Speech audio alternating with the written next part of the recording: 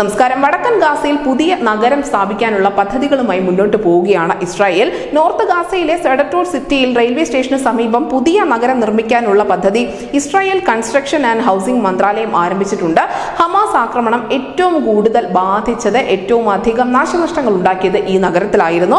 30,000 ജനസംഖ്യയുള്ള ഈ നഗരത്തിൽ നിന്നും യുദ്ധസമയത്ത് മിക്കവാറും എല്ലാ ആളുകളും തന്നെ പലായനം ചെയ്തിട്ടുണ്ടായിരുന്നു. ഇപ്പോൾ അത് പുനഃസൃഷ്ടിക്കാനുള്ള ശ്രമമാണ് ഇസ്രായേൽ ആരംഭിക്കുന്നത്. ഇസ്രായേലിന്റെ പദ്ധതിയിൽ 5000 പുതിയ ഭവന യൂണിറ്റുകളുണ്ട്. വിദ്യാർത്ഥികൾക്കുള്ള അപ്പാർട്ട്മെന്റുകൾ, വാണിജ്യത്തിനും തൊഴിലിനും വേണ്ടി ഏകദേശം 3,70,000 ചതുരശ്ര മീറ്റർ വിസ്തീർണമുള്ള കെട്ടിടങ്ങൾ, 3,50,000 ചതുരശ്ര മീറ്റർ വിസ്തീർണത്തിൽ പൊതു കെട്ടിടങ്ങൾ എന്നിവയൊക്കെ ഉൾപ്പെടുന്നുമുണ്ട്. ഇതുകൂടാതെ 40 ഏക്കർ സ്ഥലം മറ്റ് ആവശ്യങ്ങൾക്ക് വേണ്ടിയും തെരഞ്ഞെടുത്തിട്ടുണ്ട്.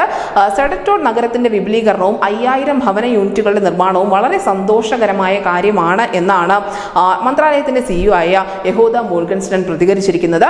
കോളേജുകൾ, സ്കൂളുകൾ, റെയിൽവേ സ്റ്റേഷനുകൾ, നദികൾ, പാർക്കുകൾ, കാൽനട യാത്രക്കാർക്കും സൈക്കിൾ യാത്രക്കാർക്കും വേണ്ടിയുള്ള പ്രത്യേക പാതകൾ, തെക്ക് ഭാഗത്തേക്ക് ബന്ധിപ്പിക്കുന്ന റോഡുകൾ തുടങ്ങിയവയൊക്കെയും ഈ പദ്ധതിയുടെ ഭാഗമാണ്. തലസ്ഥാനമായ ടെലവീവിൽ നിന്നും 73 കിലോമീറ്റർ തെക്ക് മാറി സ്ഥിതി ചെയ്യുന്ന ഈ മനോഹരമായ നഗരം അവശിഷ്ടങ്ങളായി മാറിയെങ്കിൽ പോലും പുതുതായി കെട്ടിപ്പടുക്കാം എന്നുള്ള ഒരു ആത്മവിശ്വാസം ഇസ്രായേലിനുണ്ട്. അതിന്റെ ആദ്യ പടിയാണ് ഇപ്പോൾ അവർ ആരംഭിച്ചിരിക്കുന്നത്. ഇസ്രായേലിന്റെ നീക്കം ലോകരാജ്യങ്ങൾ വളരെയധികം പ്രശംസിക്കുന്നുമുണ്ട്. തകർന്നു പോയ ഇടത്ത് നിന്നും വീണ്ടും കരുത്തോടുകൂടി തിരിച്ചു വരികയാണ് ഇസ്രായേൽ. അവർക്ക് സംഭവിച്ച എല്ലാ നാശനഷ്ടങ്ങളിൽ നിന്നും അക്ഷരാർത്ഥത്തിലുള്ള ഉയർത്തെഴുന്നേൽപ്പ്. News desk Malayalam.